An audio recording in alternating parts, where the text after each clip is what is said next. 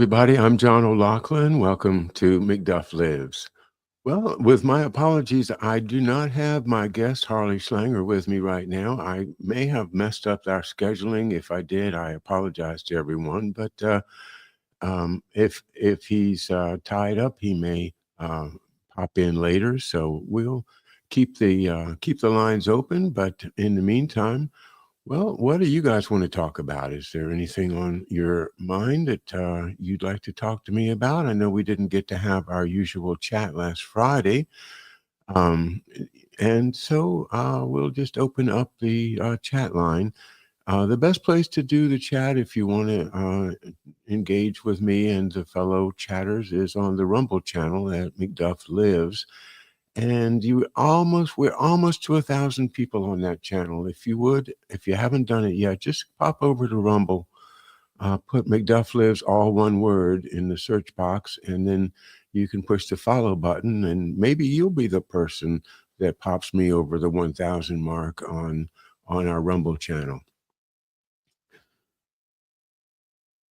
Well, it's nice to have you with me. What's on your mind? Put it in the comments, and we can talk about it.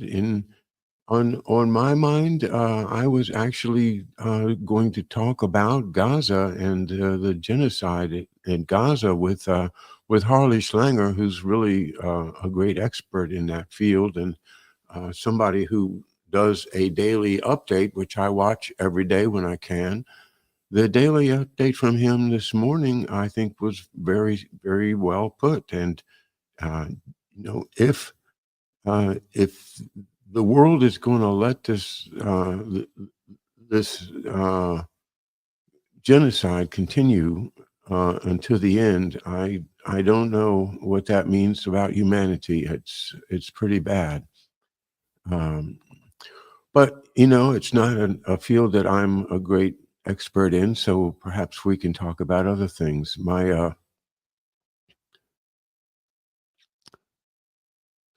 interest in the JFK assassination, revived with the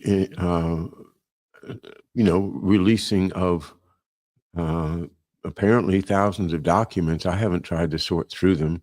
The people that have come up with some stuff that's interesting, and certainly the confirmation of James Angleton being very likely involved is interesting to me in terms of analyzing my dad's story. By the way, if you haven't read my book, it's a little 75-page book about my dad. Here's a copy of it right here. I published it in 2021, and it's basically my personal story of living, growing up with this wonderful, wonderful man who was just a superb at everything he did, but died a very sad death of what we now call quick cancer. While he was working in the top level of the Pentagon, the very highest levels of the Pentagon, working on secret operations. So was he cancer-sided? It's interesting now that we, after me and, lots of other people have been telling their personal stories, that Tucker Carlson confirmed that the CIA uses cancer to kill people. He said that he knew that, but that very few other people knew that. So now I want to get in touch with Tucker Carlson. If anybody knows him, please give me some contact information, because I want to know what the basis of his comment was. He was talking to Representative Kurt Weldon in an interview a week or so ago. So that's something not to miss. I actually thought it was so important that I went and clipped that portion out of the interview and posted it on my Twitter, which of course I should be calling my ex. But if I speak about my ex, that's a whole different subject. Well, all right. Paula Paula DeBar is here in the chat room saying hi, and I say hi back to you. And thank you very much for being a subscriber over at our, let's see, you are at our X. You're watching me on the X channel.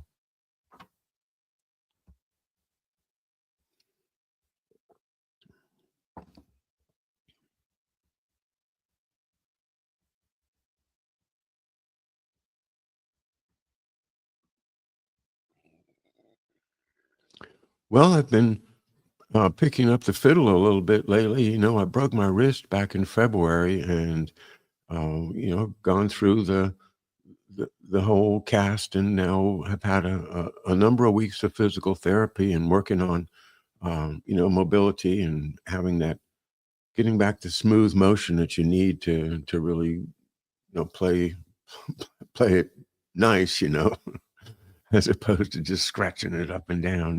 When you're playing the fiddle, um, you have to use your wrist, flex it both ways, on both inside and back out, and back and forth a lot. So I've been able to do that. Actually, we'll be going back out to my favorite venue tomorrow at Gunston Hall, Virginia, to play for a few hundred school kids that will come through and learn about music in the time of our Revolutionary War.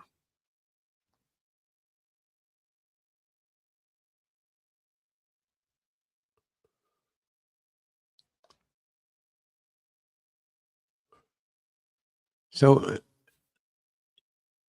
in looking into the Kennedy assassination again, I find myself once again with the big problem of how does Judith Ferry Baker's story fit in with the Kennedy assassination? And in particular, is her story, is her what she says that happened with regard to creating a biological weapon? Is that sufficiently corroborated that we can accept it? Because if Tucker Carlson is saying that they can do it, then is this not one of the leads that history gives us, and the only one that I'm aware of, as to actually how do they do it?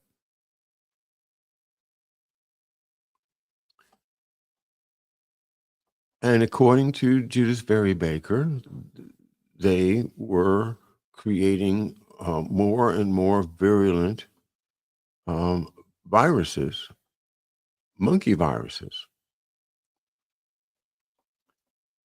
because someone had found out that they would cause cancer.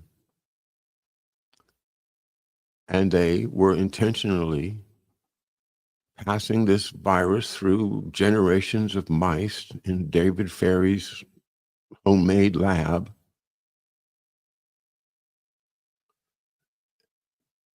And finally got a product that they could actually test on a human being. And they went to a local prison. I can't remember which one it was, but they went up to a prison and they found somebody that would actually volunteer to take an injection of this virus. And so they injected him and they killed him. I think it was a couple weeks later or something like that, but it wasn't very long. And so she talks about being able to basically titer the virus in a way that they could say, well, it'll take them months for this one to die, but this one, if you give them this, it'll kill them, fast.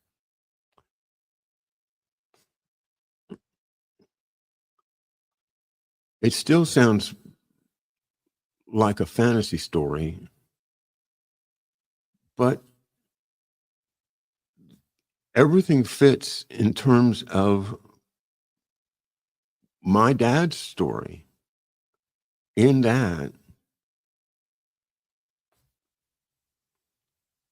they had created this SV40 weapon by 1961 or so, 62.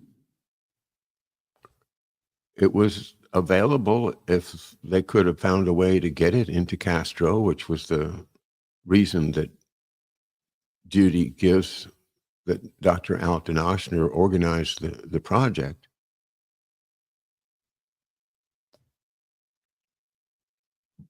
But they couldn't deliver it. Of course, part of her story is that Lee Harvey Oswald was going to carry it uh, over through Texas into Mexico and then get from there to Cuba so that it could be actually used. But that was all that stopped with the assassination of Kennedy and of Lee Harvey Oswald.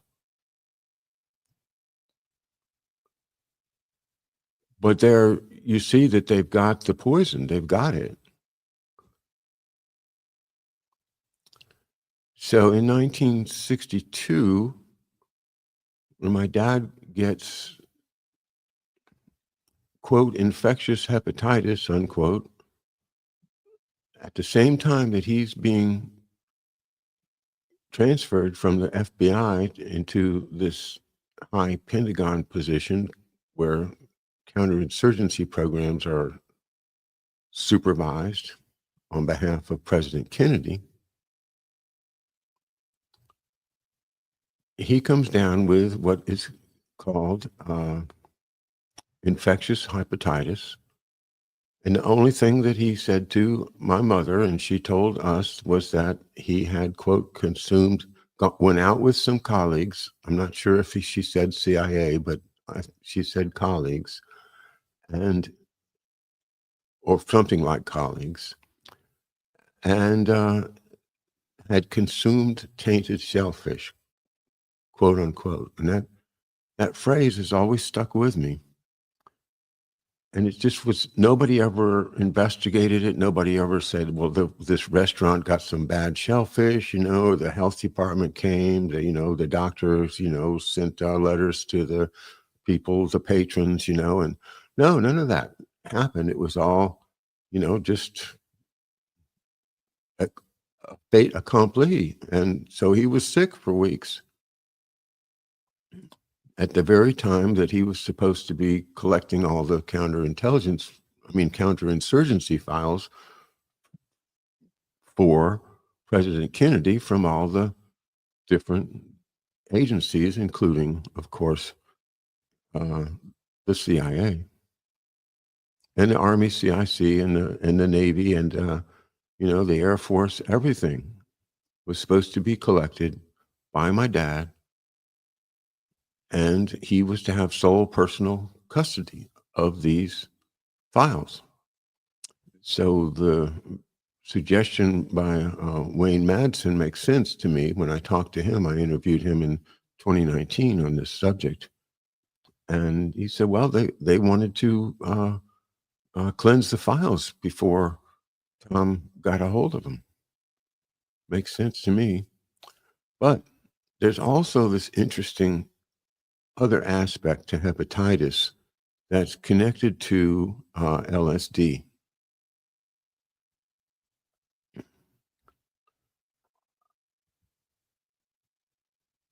It turns out, according to the biography of Gottlieb by Stephen Kinzer, the Poisoner in Chief book, that early on in the 50s, Sandoz, who, quote, discovered LSD or created it, learned that if a person who has had hepatitis becomes much more vulnerable to the effects of LSD. I think the quote was 10 times more vulnerable. So obviously the spooks know this, Bissell knows this. Dulles, of course, knows this. Angleton knows it.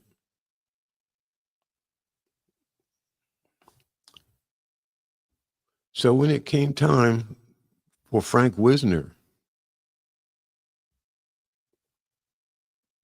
to, somehow gotten rid of subtly without any real bloody scenes or anything, then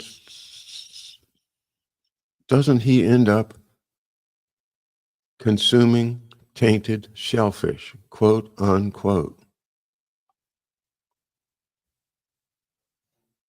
according to the book by John Loftus? And so he got sick. He got hepatitis.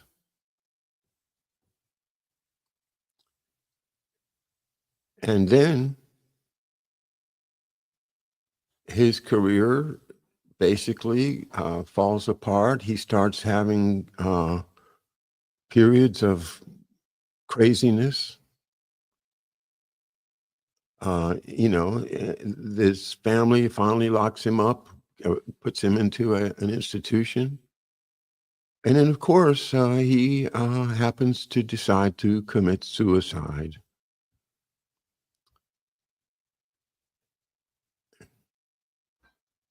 And, you know, somebody like Richard Bissell with a problem on his hands, like how do you get rid of a Frank Wisner who screwed everything up and we got to get rid of him, might decide to try to see if they could just drive him crazy.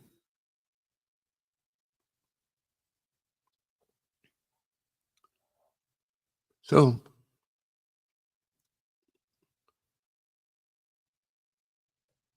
there's that.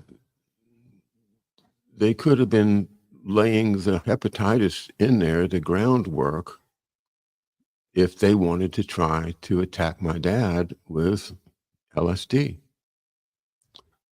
And there were times when I thought my dad was doing really crazy stuff, but of course I can't say that it had anything to do with that. Maybe he was just under a whole hell of a lot of stress. So I'd hesitate to say that he was definitely drugged, but I could say that he was out of character a number of times. Let's just put it that way.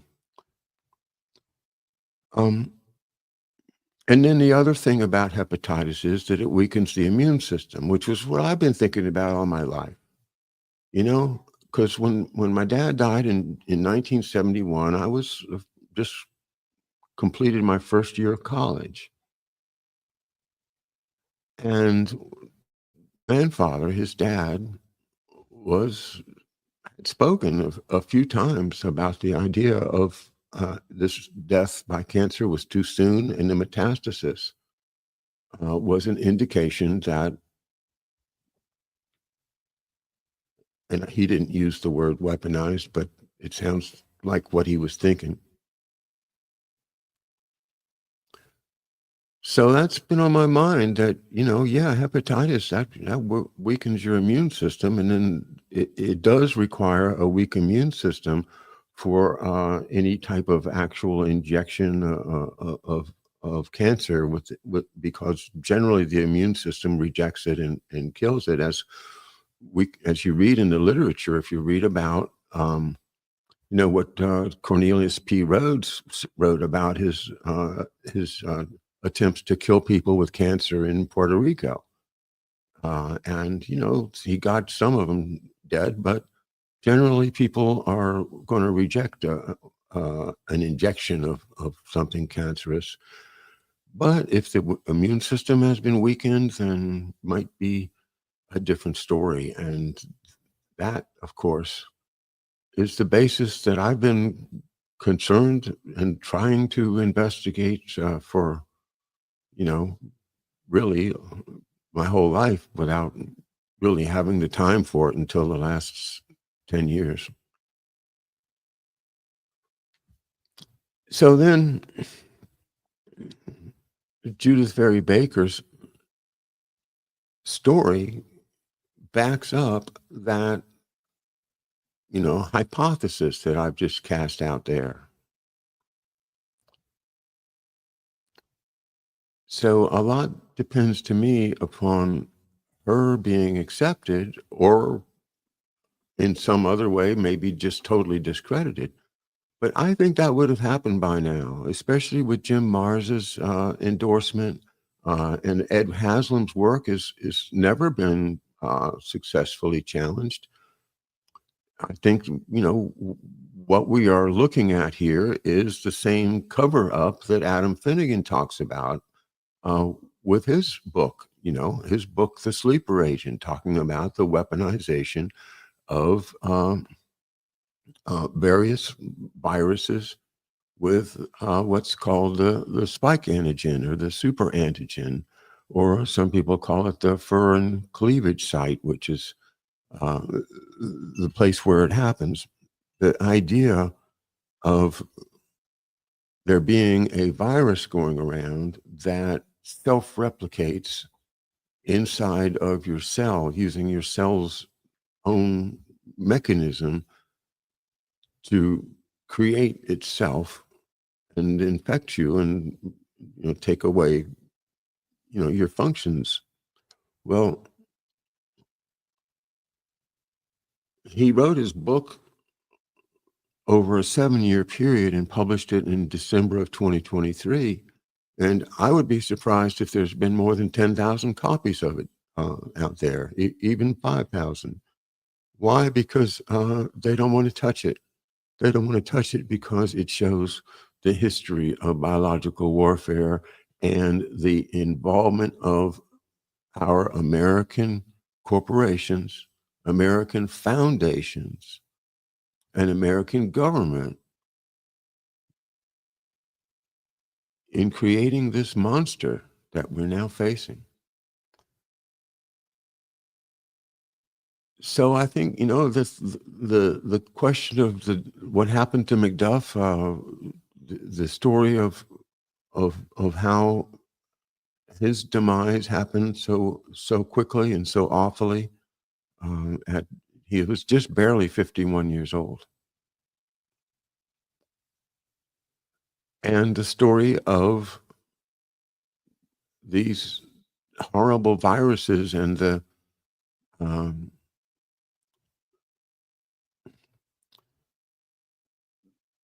the jabs, the whats that come with them, and how the immune system has been under attack.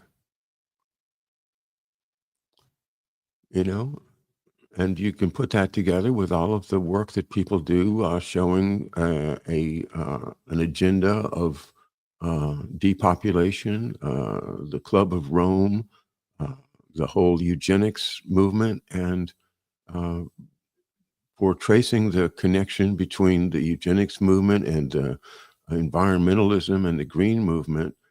I've just been thrilled to read a Substack I've found. Um, I just put up a strong endorsement of it on my Twitter. Let me see if I can find that for you, because I want everybody to realize that this person has really got the juice in terms of connecting what really the NGOs, the Carnegie, the Rockefeller, the Ford Foundation, all of these into the totalitarianism that we see coming, the technocracy, or Skynet, as our friend Hervoye Morich refers to it. And yeah, let me just share this with you.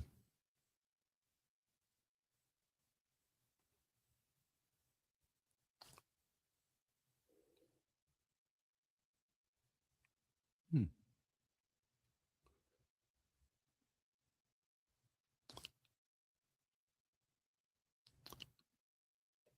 Here you go. So the Twitter page is called it's underscore ESC. Like in the picture is the escape button on your computer. So it's underscore ESC.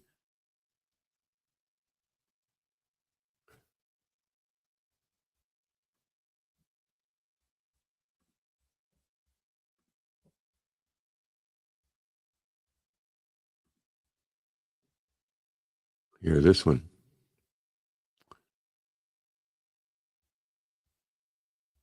So his Substack is where. So here's his most recent one. Can you see that? Let me see if I can get this one up for you. This is his most recent Substack.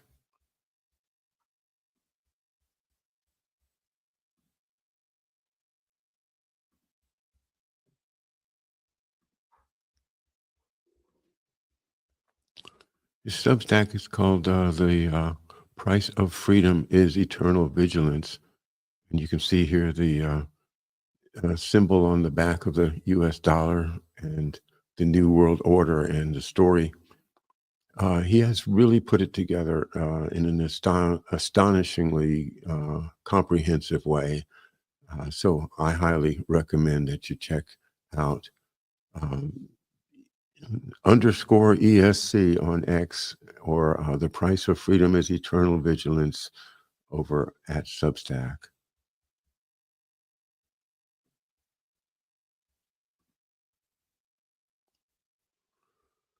Well, here's a few people. Corky's here, and Key Jason, how you been?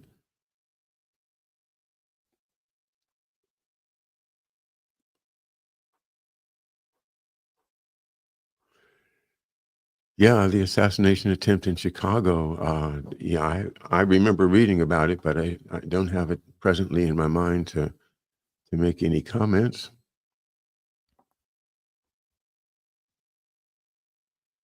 Yeah, Corky, I'll be wearing my tri-cornered hat, my colonial outfit, and playing my fife and my fiddle and my flutes for the kids tomorrow.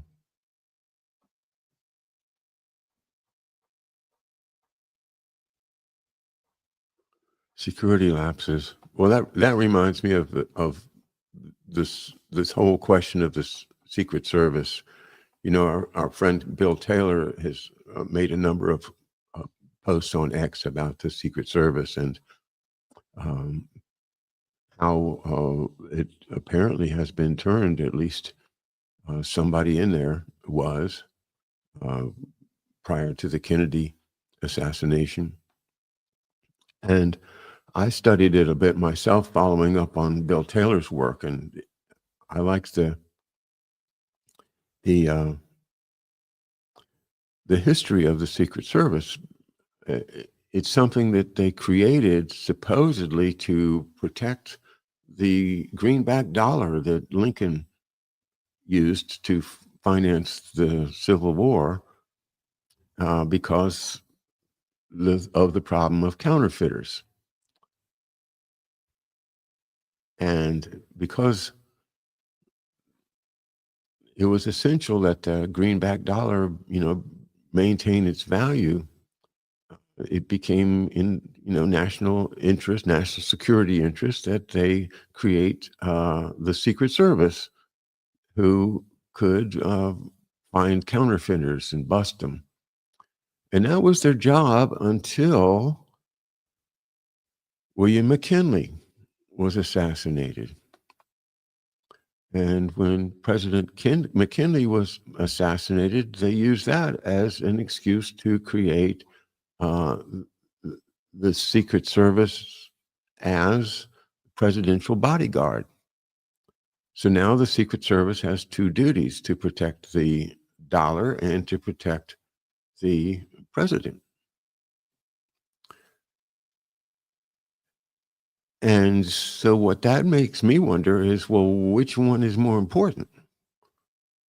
If the Federal Reserve or Wall Street says to the Secret Service, "Oh, this president, man, if he keeps on in office, the dollar's going to crash, and we'll all be broke." And the Secret Service says, "Oh, okay, all right, we understand. We'll look the other way." Isn't that a terrible thing to think? I mean, I don't like saying that. I apologize if I'm offending anybody, but look, we've lost a lot of presidents. and other good people. So that's why this work continues. It continues for me, and it continues for lots and lots of other good people.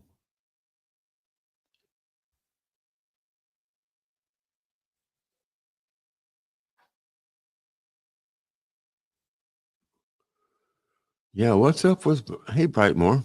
What's up with the power outage in Spain, Portugal, surrounding countries, possibly the result of the green grid, which days earlier had produced a landmark 100% output of the total energy being used by Spaniards. Okay. Sounds like they're kind of cutting it rather close. Well, I don't know. I see these horrible things that it's going to take a week to reboot their system, and one suspects that it's all part of the denuding of Europe and America of the means of producing power. By the Green New Deal and reliance on windmills and other fancy ideas that they sell to unsuspecting liberals. Yeah, the poor liberals, they're so convinced that they're smarter than everybody else that they miss everything. It's just astonishing to me. Yeah, that's it, right? More green grids.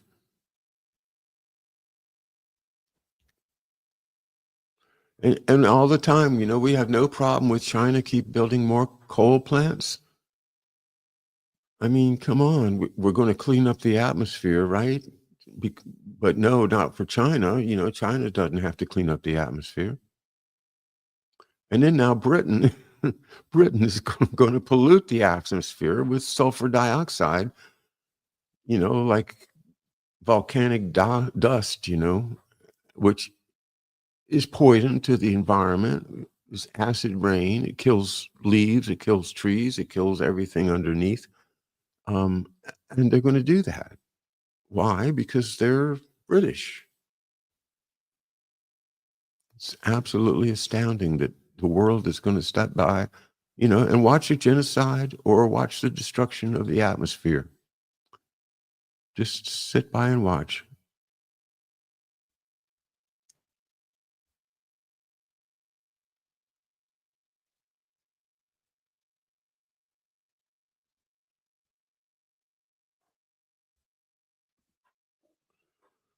And Colleen's a comment speaks for itself. Green Grid and its windmills lost a huge amount of power that it could not restore. Interesting. I think about Spain also just as a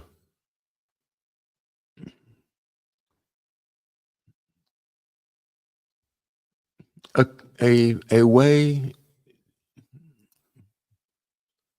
You know what? I've talked about, what you might call weather warfare, or or chemtrails, or the whole idea of controlling the weather, or at least steering storms, and uh, controlling things like the uh, the air pressure. With heating patches of the air, perhaps with HARP, or with a phased array of radar that heats up a patch of air, which then causes a storm to not go somewhere. And what I'm thinking is that Spain is a victim of that, because they want the water to go on to, like, the Arabian Peninsula, where somehow there's a lot of green desert being generated. And I've talked about this many years ago when I used to be much more into the weather modification stuff, and how the theory is uh, that they will steer the rain by controlling the path of the storms, so that it doesn't rain, say, in Spain, but it rains in Bahrain. I guess I could write a song like that. The rain in Spain goes directly to Bahrain. Um, but that's what happened in California too. Was that California's rain was hijacked and brought over to Texas and Oklahoma to feed the fracking wells that drink so much water all the time. So that's my theory.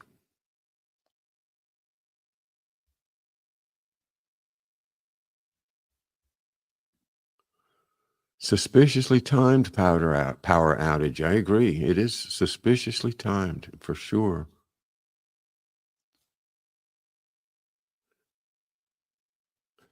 I don't think that they're going to let us have cold fusion yet. That's technology that they're still hiding. That's my opinion. Coal is definitely a step back, but you know, so is hunting and gathering. I mean, do we want to go back that far?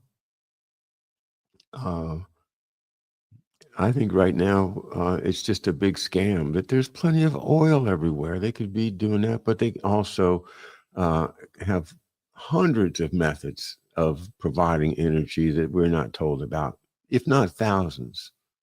And all it takes is some really good engineers and to get into the files and figure all this stuff out.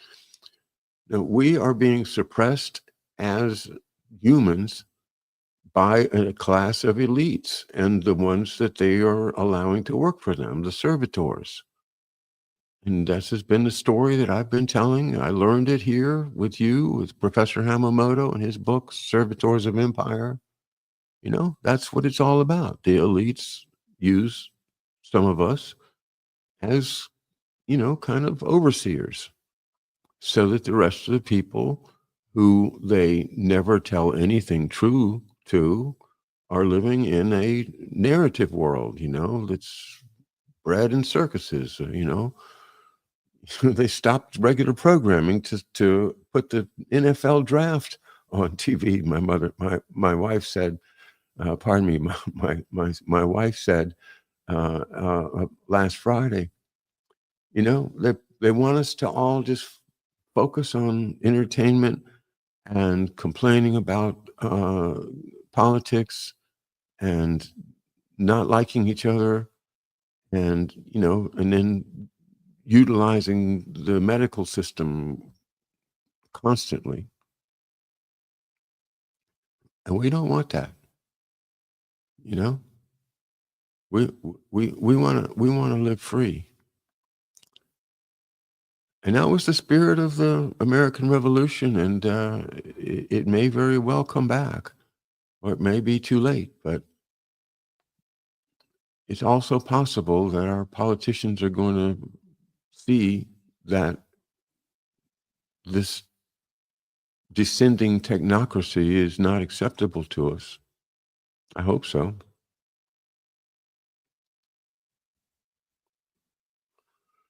Colleen, the hydro fuel cell. Yeah, yeah.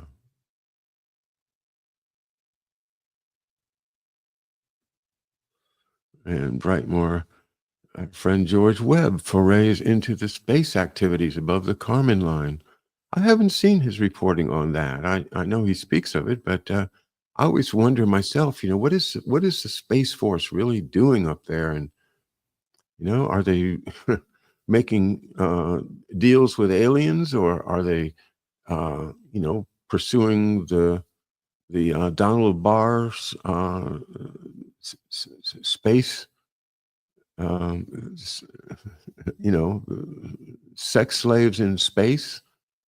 Uh, you know, is Epstein Island just an example of what happens up in outer space with when you get beyond the Kármán line, where there's no laws, no rules? Oh my God, what fun could we have?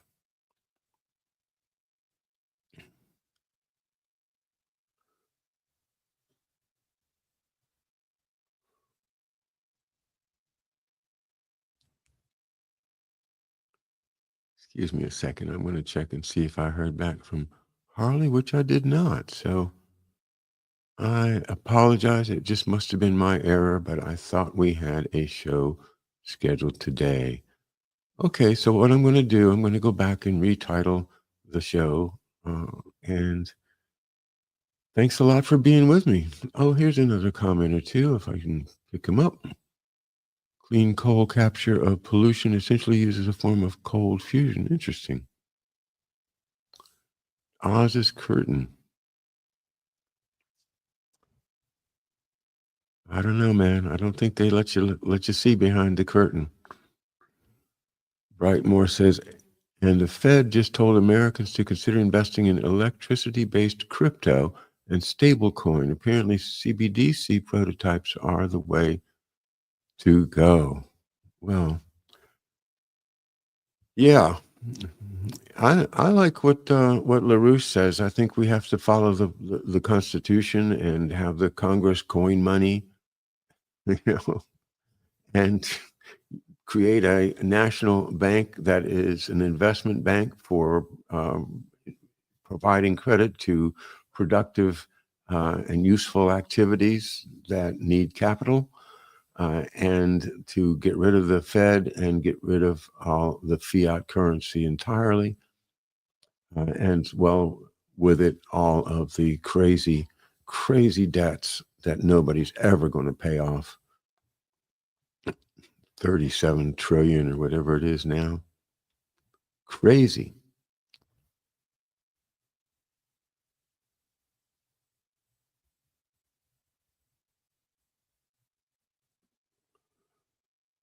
All right, Brightmore, the current PSYOP is the left's attempt to destroy the manosphere that has young men dropping out of traditional roles, like dying for Israel. Well, I don't know about you dying for Israel, but I do sense the idea of this metrosexual thing is still lingering, and guys are being told, don't be leaders, don't you you don't know enough, you're stupid, you don't, you need to stay in your place, stay in your lane, get a college degree in some specialty and stick to it, you know and sadly, there's so many people getting specialties in psychology or sociology or urban studies, or my favorite one, of course, is um, uh, justice, you know a degree in social justice. Yeah, that's real useful. You'll be able to actually earn less than the people that you're trying to help. Oh boy. Well, I'm not a conservative in the sense of not helping people, though. And I think that's really the overall political game that they play now, is they make it look like everybody on the conservative side is a stingy miser that will never help anybody else, and so they kind of create a consensus of all the conservatives are working for the elites and they're the bad guys. And somehow, it works, especially, with the help of so much propaganda.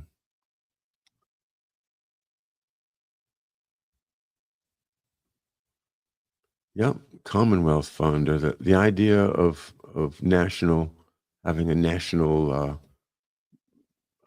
wealth fund that's basically it's capitalizing the value of our natural resources and using them as security, just like we do with the World Bank to so-called uh, developing countries. We can do it to ourselves now. And they're trying to do that in Europe too. Absolutely crazy. Sealing driveways. DARPA. Oh boy. DARPA's new project is to create biological structures in space with minerals, robots, and 3D printer imaging in 3D printer. Imagine the possibilities.